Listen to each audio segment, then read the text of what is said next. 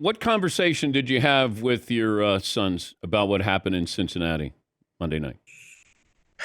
It was a tough conversation. I'll take you inside the kitchen. Um, I'm sitting there. This is maybe an hour after it all went down. And we're talking about Damar Hamlin and his family. And we're just praying and sending good vibes, crossing our fingers, just hoping that we get good news sooner than later. My wife is sitting there and she just kind of projects into the air.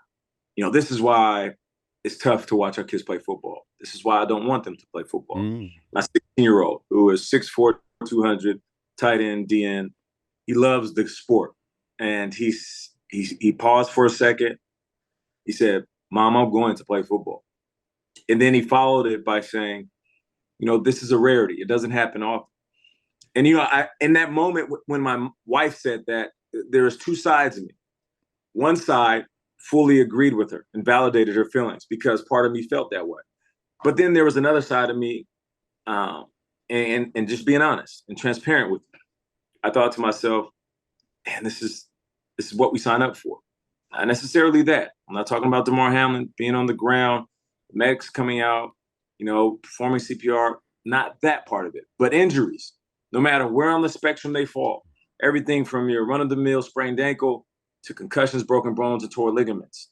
We sign up for all of that. Nate, I say this to my audience usually a couple of times a year, at least once a year. If you stood on the sidelines of an NFL game, you would never let your son play football because the sounds, the speed, football doesn't do it justice. It doesn't. When you're watching it at home, even with the microphones and the 4K cameras, it doesn't really put it into perspective until you're watching it in person. I remember being removed from the game and going into retirement and just doing studio work for like the first 2 or 3 years. And I finally went to a game. It took me about 3 years to go to a game, sit on the sideline, and work as a sideline reporter for the NFL Network. Now, I remember being there with some people I work with, and I looked over and I said, man, these guys are big and fast and strong, and these hits. And one of them looked at me like with this wild facial expression and said, bro, you used to do that. What are you talking about? And for a quick second, I forgot that I was one of those guys who went out there and put everything on the line because they did get so much bigger and faster and stronger since the last time I played. I'll give you another story. And I don't want to hit you with too many stories. I want to answer every question you throw my way. But I remember my second year in the league, I got banged up pretty good. This is Minnesota Vikings, Nate. Black and blue division, NFC North.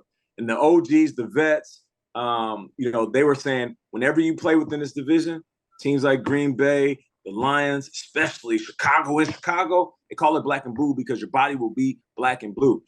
I played in one of those division games, and my body was beat up. That next day in the weight room, I'm on the bench press. One side of my body is lifting up the weight. The other side is struggling. I'm just like, what is going on? I changed the weight, decreased it. Same thing. I just could not lift with the right side. Somebody recommended going to a chiropractor. I go to this chiropractor. They hooked me up. Got all these tubes and these patches and electrodes and all kind of stuff measuring my muscle function. On the right side of my body, it was about 15% muscle activity. So at some point, I must have pinched some nerve that shut down most of the right side of my body, all of the muscles that I used to move with. So that kind of explained it. It was shocking, but it explained it. I'm like, okay, that's why I'm struggling to lift weights in the weight room. And then the chiropractor said something I would never forget. He said,